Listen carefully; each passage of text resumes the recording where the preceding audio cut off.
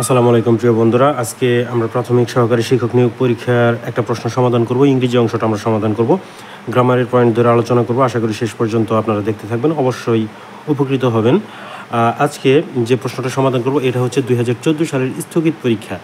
2014 সালে পরীক্ষাটাকে স্থগিত করা হয়েছিল এবং এই পরীক্ষাটা আবার 2018 সালে 11/5/2018 সালে অনুষ্ঠিত হয়েছিল এবং এই প্রশ্নটা আমরা এখন সমাধান করব। তো এখন এখানে প্রথম যে ইংরেজি প্রশ্নটা আমরা যেটা সমাধান করব এটা হচ্ছে 4 নম্বর প্রশ্নটা। আপনারা দেখবেন 4 নম্বর প্রশ্ন, ইংরেজি প্রশ্ন। এটা হচ্ছে 4 নম্বরে দেখেন, এটা এখানে বলা হয়েছে যে which one of the following, এখানে বলা হয়েছে যে which one of the following is a common gender. Common gender কোনটা, অর্থাৎ উভয় লিঙ্গ কোনটাকে বোঝায়, কোনটা দিয়ে নারী বা পুরুষ দুইটাকেই বোঝায়। বয় এটা ছেলেকে বোঝায়, ম্যাডাম এটা একজন মহিলাকে বোঝায়, টিচার, বুক হচ্ছে আপনার কমন জেন্ডার না, এটা হচ্ছে একটা জড় পদার্থ। কিন্তু টিচার এই শব্দটা কিন্তু আপনার হচ্ছে মহিলা এবং পুরুষ দুইজনকেই বোঝায়। সো এইটা হচ্ছে আমাদের কারেক্ট আনসার, আমাদের টিচার হচ্ছে কারেক্ট আনসার, গ নাম্বার। দেখেন, টিচার শিক্ষক শব্দটি ম্যাসকিউলিন ও ফেমিনিন জেন্ডার, অর্থাৎ হচ্ছে পুরুষ এবং হচ্ছে মহিলা দুইটাকেই বোঝায়, তাই এটিকে কমন জেন্ডার বলা হয়।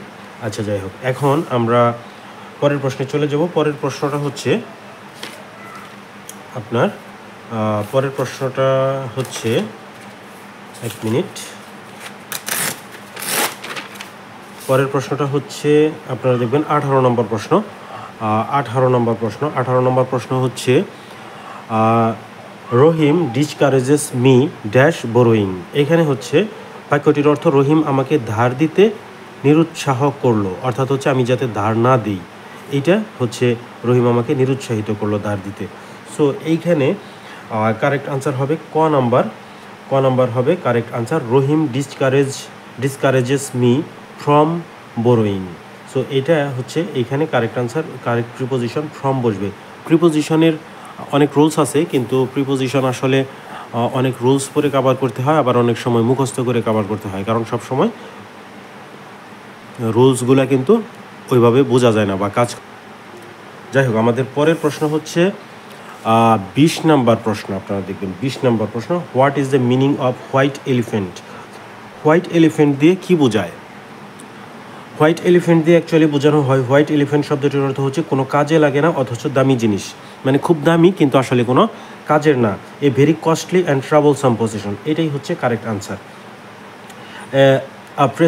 Precious and rare position, an elephant off white colour, a big elephant, কোনোটাই কিন্তু কারেক্ট আনসার না। ক number correct answer. White elephant শব্দটির অর্থ হলো কাজে লাগে না অথচ দামি, অর্থাৎ a very costly and troublesome position, অর্থাৎ হচ্ছে খুব দামি একটা জিনিস, কিন্তু সেটা হচ্ছে ট্রাবলসাম, যেটা হচ্ছে মানে হচ্ছে আপনাকে বিপদের সম্মুখীন করে বা কোনো কাজে লাগে না, সেটাই এখানে বোঝানো হয়েছে। এরপরের প্রশ্ন হচ্ছে 38 নম্বর প্রশ্ন। 38 নম্বর প্রশ্ন, এটা আপনারা দেখবেন এখন। 38 নম্বর প্রশ্ন হচ্ছে we could not by anything because dash of the shops was open. এইখানে বাক্যটির অর্থ হলো আমরা কোনো কিছু কিনতে পারলাম না কারণ সকল দোকান খোলা ছিল না। We could not by anything because dash of the shops was not open. এখানে আমরা যদি কারেক্ট আনসার আমরা যদি খ নাম্বার দিই তাহলে none of the shops was open. এখানে কিন্তু বাংলাটা একটু ভুল দেওয়া আছে। বাক্যটির অর্থ হলো আমরা কোনো কিছু কিনতে পারলাম না কারণ সকল দোকান খোলা ছিল না। এখানে আসলে হবে কোনো দোকানই খোলা ছিল না, আমরা কোনো কিছুই কিনতে পারলাম না কারণ কোনো দোকান খোলা ছিল না। এটা নান মানে কোনোটাই না। সো এখানে none of the shops was open, এটা হবে আমাদের কারেক্ট আনসার, যেহেতু আপনার হচ্ছে নান দিয়ে বোঝায় কোনোটাই না। সো এটা নো ওয়ান, এটা ব্যক্তির ক্ষেত্রে বোঝায় নো ওয়ান। সো আমরা দোকানের ক্ষেত্রে নো ওয়ান ইউজ করতে পারবো না। নাথিং দিলে অর্থ হয় না, অল তো হবেই না। সো নান আমরা ইউজ করব। এরপরে আমরা আমাদের ইংরেজি প্রশ্নটা যেটা সমাধান করতে হবে এটা হচ্ছে এটা হচ্ছে 44 নম্বর প্রশ্ন। দেখেন 44 নম্বর প্রশ্ন। He said I can do the work, the indirect narration is, এখানে 44 নম্বর প্রশ্নের জন্য সঠিক আনসার হচ্ছে গ number, he said that he could do the work. কীভাবে হইলো দেখেন, আর ন্যারেশনের নিয়ম দেখেন, হি সেইড, এখানে কিন্তু একটা কমা ছিল, কমাটা উঠে নাই, হি সেইড, এখানে হি সেইডের পরে হি সেইডের জন্য হি সেইড হবে, তারপরে কমার পরিবর্তে একটা দ্যাট হয় আমরা জানি, তারপরে হচ্ছে টেন্সের পরিবর্তন, I can do the work, এখানে একটা মোডাল ভার্ব আছে, ক্যান থাকলে কুড কিন্তু হয়, ক্যান থাকলে কুড হয়, he could do the work, এখানে টেন্সের আমরা পরিবর্তন করলাম। এখন দেখেন পার্সনের পরিবর্তন করতে হবে, ভিতরের অংশে যদি ইনভার্টেড কমার ভিতরের অংশে যদি ফার্স্ট পার্সন থাকে তাহলে সেটা ইনভার্টেড কমার বাইরের অংশে অর্থাৎ রিপোর্টিং ভার্বের সাবজেক্ট অনুযায়ী পরিবর্তন হয়। সো ফার্স্ট পার্সন আছে, সাবজেক্ট অনুযায়ী পরিবর্তন করতে হবে, he could do the work, বাকিগুলো সেম থাকবে। সো এইভাবে আমরা ন্যারেশনটা করে ফেললাম। এখন 45 নম্বর প্রশ্নটা আপনারা দেখেন, 45 নম্বর প্রশ্ন, এইখানে 45 নম্বর প্রশ্নের মধ্যে আপনারা দেখেন which word is correct, which word is correct, কোন শব্দটা সঠিক। অ্যাচিভমেন্ট শব্দটির অর্থ হচ্ছে কৃতিত্ব বা অর্জন, বানানটা দেখেন ACHIEVE, অ্যাচিভ MENT, অ্যাচিভমেন্ট, এটার জন্য কারেক্ট আনসার হচ্ছে ক, ACHIEVE MENT, অ্যাচিভমেন্ট। সো এটা হচ্ছে আমাদের কারেক্ট আনসার। 45 নম্বর প্রশ্ন আমরা সমাধান করে ফেললাম, 45 নম্বর প্রশ্ন। এখন আমরা 46 নম্বর প্রশ্ন আমরা সমাধান করব। 46 নম্বর প্রশ্ন, 46 নম্বর প্রশ্নের মধ্যে দেখেন প্রথম প্রশ্নটা হচ্ছে the chairman and secretary dash present at the last meeting, এইখানে কারেক্ট আনসার কোনটা হবে। এখন এইখানে বোঝার বিষয় হচ্ছে দ্য চেয়ারম্যান অ্যান্ড সেক্রেটারি, এখানে কয়জন ব্যক্তিকে বোঝানো হয়েছে, আসলে কিন্তু এখানে একটা মাত্র একজন ব্যক্তিকে বোঝানো হয়েছে, দুইজন ব্যক্তিকে যদি বোঝাইতো তাহলে এখানে হয়তো the chairman and the secretary হইতো এখানে।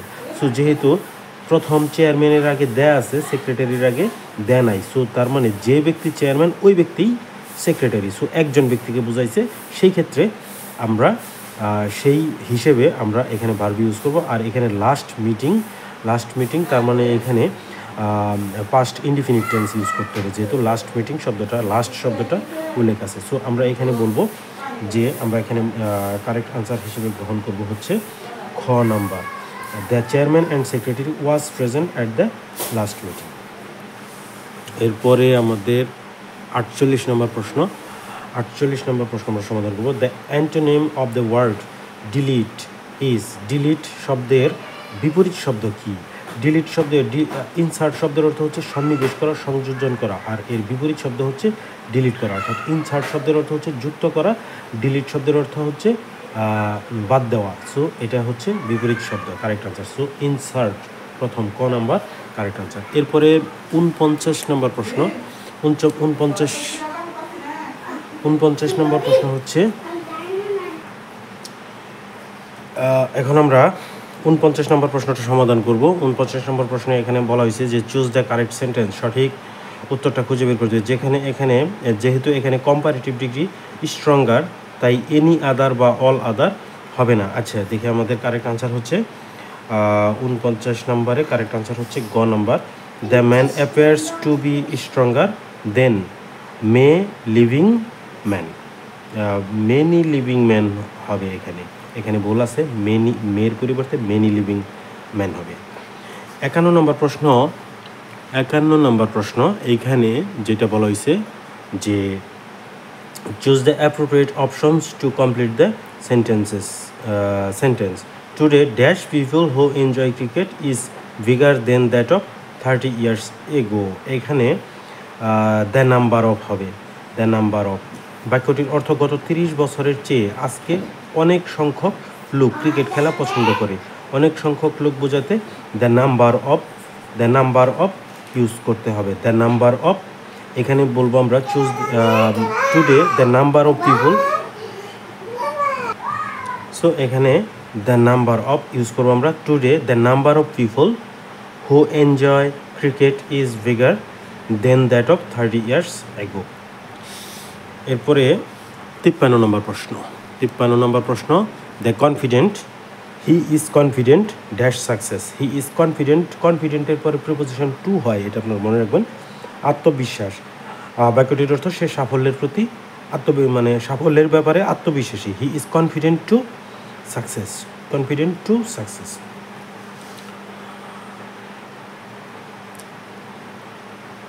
55 নম্বর প্রশ্ন দেখেন, what is the passive voice of who did this. এখানে প্যাসিভ ভয়েসের জন্য correct answer by whom was this done. এখানে হোয়াট যদি থাকে অ্যাক্টিভ ভয়েসে তাহলে প্যাসিভ ভয়েসে বাই হুম হয়। হু যদি থাকে প্যাসিভ অ্যাক্টিভ ভয়েসে তাহলে হুর পরিবর্তে বাই হুম হয়। এখন এখানে দেখেন সাবজেক্টকে অবজেক্ট করতে হয়, কিন্তু এখানে আসলে কোনো সাবজেক্ট নাই। সো আমরা সাবজেক্টকে অবজেক্ট করতে পারলাম না, অর্থাৎ হচ্ছে হুর পরিবর্তে আমরা বাই হুম বসাইলাম, সাবজেক্টকে অবজেক্ট করতে পারলাম না। এখন টেন্স অনুযায়ী অক্সিলারি ভার্ব বসাতে হবে, যেটা 2 নম্বর রুলস। এখানে পাস্ট ইনডিফিনিট টেন্সে অক্সিলারি ভার্ব ওয়াজ হয় বসে ওয়াজ, বাই হুম ওয়াজ, তারপর হচ্ছে এই যে দেখেন দিস, তারপর হচ্ছে ভার্বের পাস্ট পার্টিসিপল বসে প্যাসিভ ভয়েস আপনারা জানেন ডান বসাইলাম আমরা। সো এইভাবে আমরা অ্যাক্টিভ ভয়েসকে প্যাসিভ ভয়েস করে ফেললাম। এখন 57 নম্বর প্রশ্ন, 57 নম্বর প্রশ্ন এইটা হচ্ছে which one of the following is an adverb. নিচের কোনটা অ্যাডভার্ব? অপশনে সামওয়ান, সামবডি এবং সামথিং হলো প্রোনাউন, অর্থাৎ হচ্ছে কোনো নামের পরিবর্তে যা ব্যবহার করা হয় তাই প্রোনাউন। এখানে সামওয়ান কেউ একজন, সেই কেউ একজনের কিন্তু নাম আছে, সো নামের পরিবর্তে সামওয়ান ইউজ করা যায়। একইভাবে সামবডি, সামথিং এগুলার প্রত্যেকের কিন্তু নাম আছে, নাম ইউজ না করে এই শব্দগুলো ইউজ করা হয়েছে, সো এগুলো হচ্ছে প্রোনাউন। নাউনের পরিবর্তে ব্যবহৃত হয়, কিন্তু সামডে শব্দটি হলো অ্যাডভার্ব, যার অর্থ ভবিষ্যতে কোনো এক সময়ে সামডে। সো কারেক্ট আনসার হচ্ছে সামডে, এটা হচ্ছে কারেক্ট আনসার। 58 নম্বর প্রশ্ন, 58 নম্বর প্রশ্ন এটা হচ্ছে এখানে জানতে চাওয়া হয়েছে which one is correctly spelled. কোন শব্দটা সঠিকভাবে বানান করা হয়েছে? ডায়রিয়া, DIARRAUE, ব্যতিক্রমধর্মী একটা বানান, এটা আপনাদের মুখস্থ করতে হবে। DIARRAUE, ডায়রিয়া, এটা হচ্ছে ডায়রিয়া। 58 নম্বর প্রশ্ন কারেক্ট আনসার হচ্ছে গ, DIARRAUE।